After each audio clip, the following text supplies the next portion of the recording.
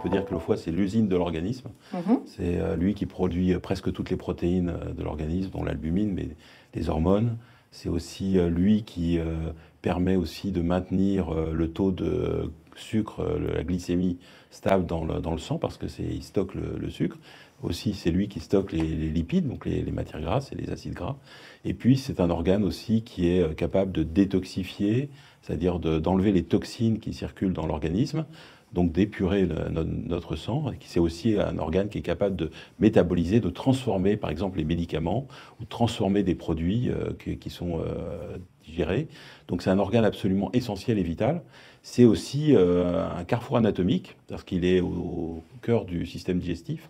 Donc il reçoit le sang du système digestif par une grosse veine qui s'appelle la veine porte. Et ensuite ce sang est épuré, nettoyé, transformé. Et plusieurs fois par jour, on est d'accord. Ah oui, des milliers de fois par jour, et va ensuite être réinjecté au niveau du cœur. Et il fabrique aussi la bile.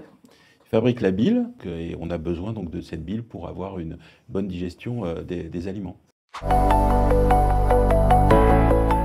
Oui, c'est une des caractéristiques du foie, c'est un organe qui se régénère. Oui. Et c'est le seul organe qui fait ça?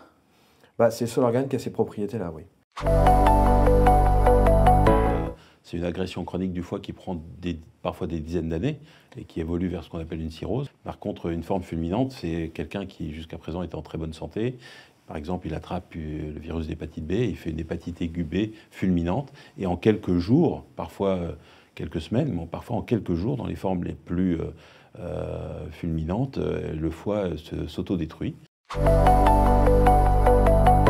Toutes les maladies chroniques du foie ne vont pas, heureusement, jusqu'à la cirrhose. Mais en effet, toute agression chronique du foie, quelle que soit la cause, c'est une transformation du foie qui devient ferme, puis dur, nodulaire, et qui, au fil des années, va commencer à dysfonctionner, et puis à ce moment-là, ou même à produire un cancer.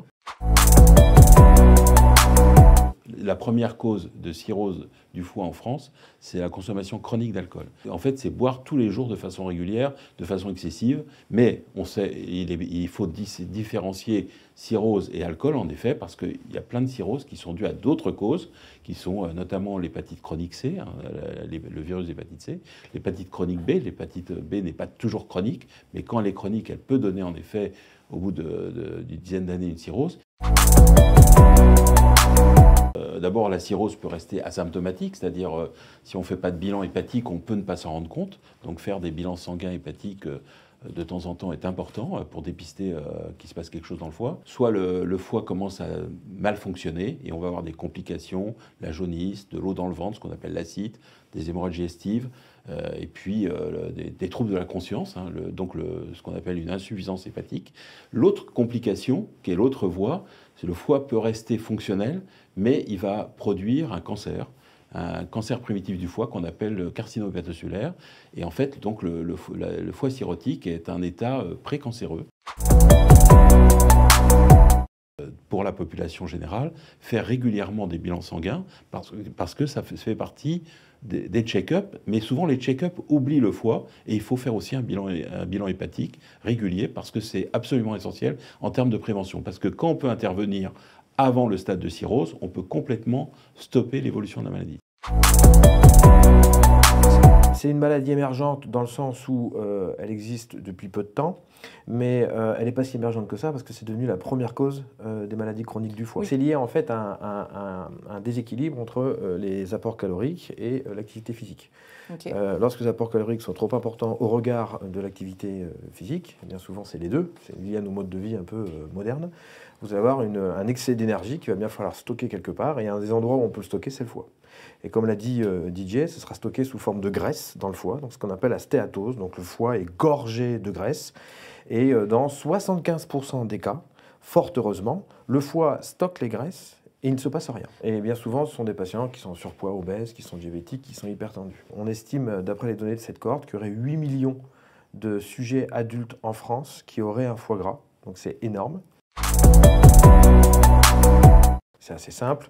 Il faut adopter un régime équilibré. Alors, il n'y a pas de régime spécifique NASH, foie gras. Hein. C'est le même régime qu'on donne chez les patients obèses ou chez les patients diabétiques. Un régime équilibré, 5 fruits et légumes par jour, pas de soda, limiter l'alcool. Tout ça, c'est pareil. C'est commun à toutes ces pathologies. Et aussi l'activité physique. On dit classiquement qu'il faut faire 3 quarts d'heure d'activité modérément à intense 3 fois par semaine. C'est un cofacteur. Donc c'est toujours pareil, hein. C'est comme un boxeur, hein. On tape une fois, ça va, on tape une deuxième fois, ça va, on tape une troisième fois, il tombe par terre. Donc il faut imaginer que tous ces facteurs de risque, c'est des uppercuts qu'on donne à notre foie. Donc il faut réduire la consommation d'alcool, idéalement c'est 0, donc il faut s'y tenir. La graisse qui a mis 40 ans à s'accumuler progressivement chez quelqu'un, lorsque quelqu'un fait le régime en effet yo-yo, c'est-à-dire il reprend très vite tout ce qu'il a perdu, la répartition de la graisse n'est pas forcément la même. Et en effet, il peut y avoir une accumulation de graisse majoritairement dans le foie, autour du cœur. Il faut arriver plutôt à des régimes progressifs où on s'y tient, c'est-à-dire on arrive à ne pas reprendre le poids. C'est ça l'objectif. C'est le foie qui est l'organe de la détox. C'est-à-dire, sans le foie, on ne détoxifie rien. Savoir mettre son foie au repos aussi, pour lui laisser le temps de récupérer, ça, c'est le point essentiel. Et en fait, souvent, les régimes à base de jus de citron ou les régimes dits détox sont là pour essayer de compenser des excès qu'on a faits. Il vaut mieux essayer de limiter les excès et ça marchera mieux. La greffe hépatique est une greffe d'urgence parce qu'on n'a pas de machine pour suppléer le foie lorsqu'il ne fonctionne pas du tout. Il me reste à peu près 2 heures à vivre. Et donc là, il faut trouver une solution. J'étais déjà en liste d'attente. Et donc, ils m'ont trouvé un foie dans les 2 heures en France. Et ils m'ont transplanté dans la nuit. Les patients attendent pendant 1 an et demi. Et donc, pendant cette période, le rôle du centre qui suit le patient, c'est de traiter le cancer pour éviter qu'il grossisse. Et donc, pour amener le patient jusqu'à la transplantation hépatique avec un cancer qui est contrôlé. Je dirais l'immense majorité des patients qui ont besoin d'une greffe finissent par arriver à la transplantation. Le fait que même si j'ai un traitement, c'est comme se brosser les dents, laver les mains, enfin toutes les habitudes qu'on a, au final c'est peu de choses pour un niveau de vie qui est confortable et aussi rallonger son espérance de vie.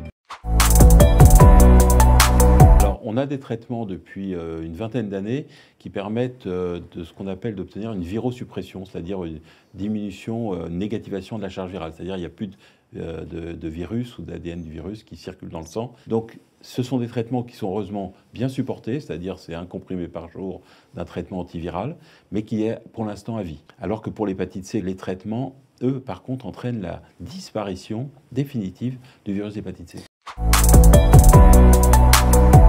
Donc, le traitement de la MASH, avant tout, c'est l'exercice physique, une meilleure alimentation, la perte de poids. La bonne nouvelle, c'est que depuis mars 2024, il y a un médicament qui a obtenu l'autorisation de commercialisation aux États-Unis. C'est une bonne nouvelle, parce que ça veut dire que cette maladie-là est traitable par des médicaments. On y est arrivé. En 2009, on a eu la première chimiothérapie orale.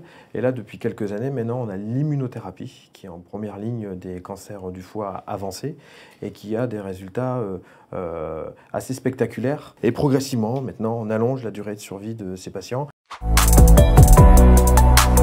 Donc, on a développé des outils, ce qu'on appelle les tests non invasifs, qui permettent d'avoir une approximation de ce qui se passe dans le foie à partir soit d'une prise de sang, soit d'un appareil d'élastométrie, c'est une sonde posée sur la peau qui va mesurer la dureté du foie. Plus le foie est fibreux, plus il est dur. On peut déjà faire un premier test qu'on appelle le FIB4. Et ce test de première ligne, qui est tout bête, hein, il permet déjà d'éliminer 80% des gens et de les mettre dans la zone à faible risque et de rediriger vers des examens un peu plus spécialisés les 20% qui restent. Donc là, cet organoïde est capable de synthétiser des protéines, l'albumine, qui est la protéine essentielle synthétisée par le foie, des acides biliaires, et puis aussi est capable de détoxifier des médicaments. C'est vraiment le Graal en hépatologie, c'est-à-dire être capable en effet de remplacer le foie, d'avoir un vrai foie bioartificiel.